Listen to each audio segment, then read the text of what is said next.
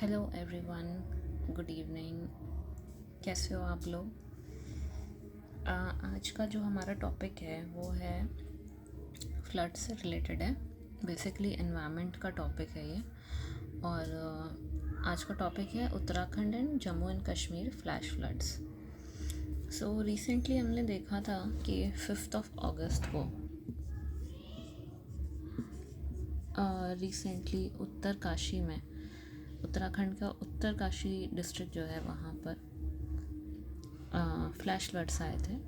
Cloud burst, पहले तो ये बताया गया था कि वहाँ पे क्लाउड बस्ट हुआ है और क्लाउड बस्ट से ये फ्लैश फ्लड्स आए हैं। तो ये हुआ था 5 अगस्त को और ये वहाँ के हर्षिल टाउन में हुआ था।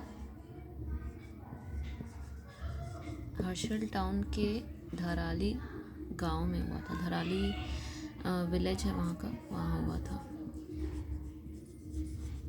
ओके, धराली विलेज में हुआ था।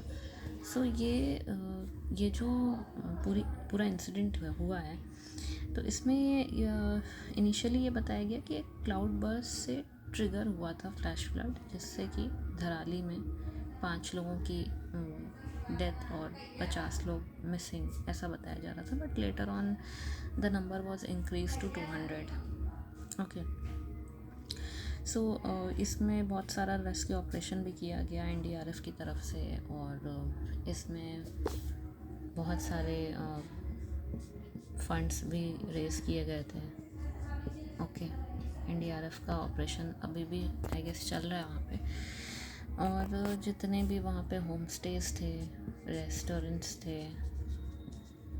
और कुछ हाउसेस थे, रेस्टोरेंट्स थे, वो सारे वहाँ फ्लैश फ्लड से अफेक्ट हुए। बेसिकली पूरा जो ये पूरा एरिया था ये फ्लैश फ्लड से पूरा ही बह गया था। ओके, ठीक है। तो फिर नेक्स्ट एक क्वेश्चन ये बन सकता है यहाँ पे कि ये जो फ्लैश फ्लड आया था ये कौन सी रिवर का आउटकम था। सो रिवर का नाम था खीर गंगा। ओके, एक क्वेश्चन तो हमारा ये रिवर से भी बन गया कि रिवर का क्या नाम था। खीर गंगा। ओके, खीर गंगा ये रिवर जो है ये बेसिकली पार्वती रिवर की एक ट्रिब्यूटरी है। उत्तराखंड में पार्वती रिवर की एक ट्रिब्यूटरी है, और ये जो पार्वती रिवर है ये व्यास रिवर की ट्रिब्यूटरी है। ओके, सो व्यास से निकली पार्वती रिवर और पार्वती रिवर से निकली खीर गंगा रिवर, जहाँ पर ये पूरा इंसिडेंट हुआ है। ठीक है, तो ये आपको एक क्वेश्चन पूछने को मिल सकता है। फिर नेक्स्ट जो हमारा इंसिडेंट हुआ है रिसेंटली, सिमिलर इंसिडेंट हुआ है यहाँ पे किश्तवाड़ करके एक जगह है जम्मू कश्मीर में। क्या नाम है?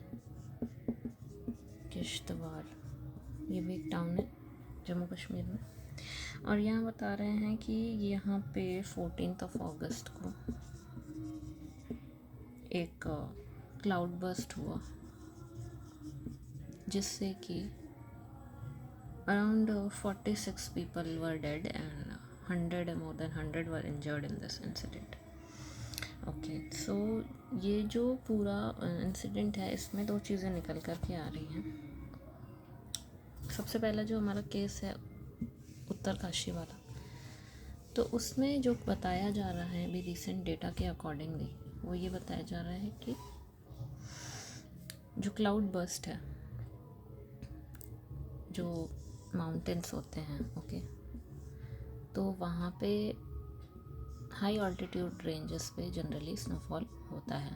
ओके, स्नोफॉल के होने से यहाँ पर ग्लेशियर्स डिपॉजिट्स होते हैं। जब ग्लेशियर्स डिपॉजिट होते हैं तो वो क्लाइमेट चेंज के वजह से, due to climate change, they melt down. Okay, melt down करके ये रिवर्स में फ़्लो करते हैं। जब ये रिवर्स में फ़्लो करते हैं तो रिवर का जो नॉर्मल लेवल है वो अपने नॉर्मल लेवल से इंक्रीज़ हो जाता है। ओके, सो यहाँ पे जो उत्तरकाशी वाला केस है उसमें बताया जा रहा है कि this was a result of GLOF, means glacier lake outburst. Okay, glacier lake outburst, इसको मैं डिस्क्रिप्शन में पूरा बता दूंगी क्या है। So basically glacier lake outburst की वजह से ये आपका हुआ है, एक तरीके का एवलांच आया था, जिससे कि जो लेवल था इस रिवर का वो काफ़ी ज़्यादा इंक्रीज़ हो गया, और उससे रिलेटेड जितने भी यहाँ पे होम स्टेज वगैरह जो भी इस एरिया में रेसिडेंसेस थे वो सारे अफेक्ट हुए। सो ये बताया जा रहा है कि due to rainfall, rock and ice avalanche from glaciers that feeds Khir Ganga, a tributary of Parvati River, which is a major tributary of Vyas River, was affected. तो इस बार क्या हुआ है कि काफ़ी ज़्यादा रेनफॉल होने के वजह से ये जो भी ग्लेशियर्स हैं ये मेल्ट डाउन होके एवलांच के फॉर्म में, मतलब ये ब्रेक डाउन होकर के और यहाँ पे गिर गए। ठीक है, और क्योंकि पिछले साल ऐसा बताया जा रहा है कि 2024 में यहाँ पे औसत से ज़्यादा स्नोफॉल हुआ था, जिसकी वजह से ज़्यादा ग्लेशियर्स जो है यहाँ पे डिपॉजिट हो गए थे, और उससे फिर ये पूरा आउटबर्स्ट हुआ है।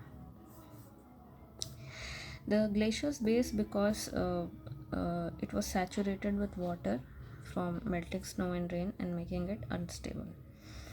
अब इसमें नेक्स्ट हम लोग ये क्या देख सकते हैं कि क्लाउड बर्स्ट और GLOF में क्या डिफरेंस होता है। ठीक है,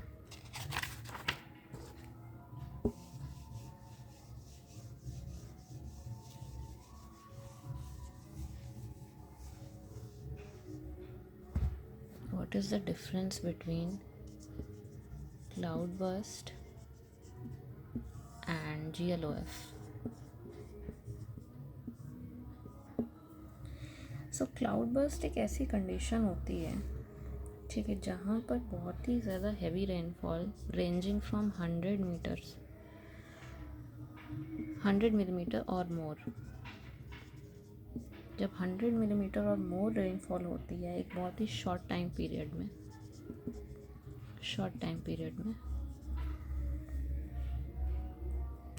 तो उससे क्या होता है ना कि अगर मतलब ये पूरा रेनफॉल अगर 1 घंटा या 2 घंटे से भी ज़्यादा हो जाता है तो ये सिचुएशन बन जाती है क्लाउड बर्स्ट की।